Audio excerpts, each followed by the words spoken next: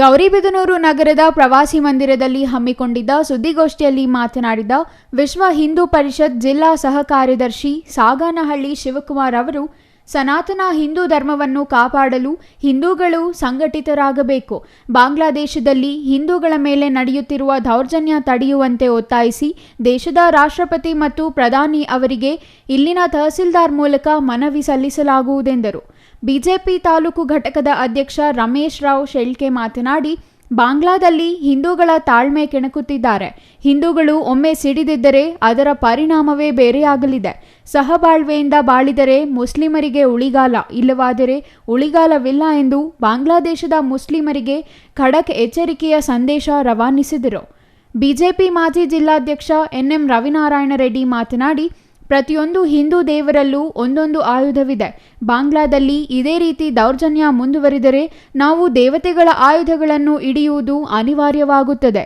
ಹಿಂದೂಗಳ ವಿರುದ್ಧ ಕೆಲ ಮುಸ್ಲಿಂ ಸಂಘಟನೆಗಳ ಮುಖಂಡರು ಪ್ರಚೋದನಾಕಾರಿ ಭಾಷಣ ಮಾಡುತ್ತಿದ್ದಾರೆ. ಇದರಿಂದ ಸಹಬಾಳ್ವೆಯಿಂದಿರುವ ಮುಸ್ಲಿಮರಿಗೂ ತೊಂದರೆಯಾಗುವ ವಾತಾವರಣ ನಿರ್ಮಾಣ ಮಾಡುತ್ತಿದ್ದಾರೆ ಎಂದು ಕಿಡಿಕಾರಿದರು.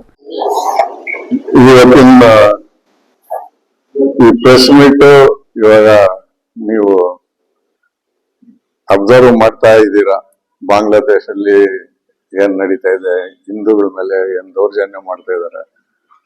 ಅಲ್ಪಸಂಖ್ಯಾತರು ಕಮ್ಮಿ ಆಗೋಗ್ತಾ ಇದಾರೆ. ಆದ್ರೂ ಇರೋರ್ನು ಕೂಡ ಅಲ್ಲಿ ಬದುಕೋಕೆ ಬಿಡ್ತಾ ಇಲ್ಲ.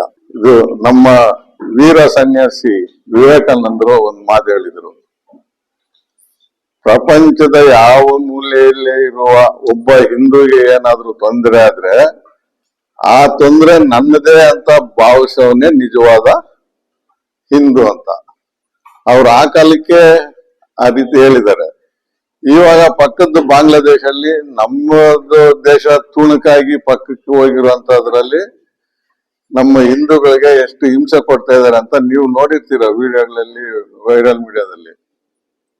ಅವ್ರ ಬಗ್ಗೆ ಕಾಳಜಿ ವಹಿಸಬೇಕಾಗಿರೋದು ನಮ್ಮ ಹಿಂದೂಗಳದು, ಎಲ್ಲ ಪ್ರಪಂಚದಲ್ಲಿರೋ ಎಲ್ಲ ಹಿಂದೂಗಳದು.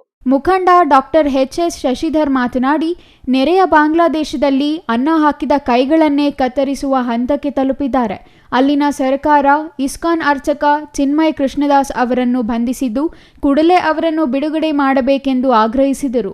ಸುದ್ದಿಗೋಷ್ಠಿಯಲ್ಲಿ ಬಿಜೆಪಿ ಮುಖಂಡರಾದ ಮುನಿಲಕ್ಷ್ಮಮ್ಮ, ಜಯಣ್ಣ, ಮುದ್ದುಕೃಷ್ಣ, ವಿಶ್ವ ಹಿಂದೂ ಪರಿಷತ್ನ ನಗರ ಕಾರ್ಯದರ್ಶಿ ರಮೇಶ್ ಬಾಬು ಮತ್ತಿತರರು ಹಾಜರಿದ್ದರು. R Manjunath, CTV news, Gauribidanur.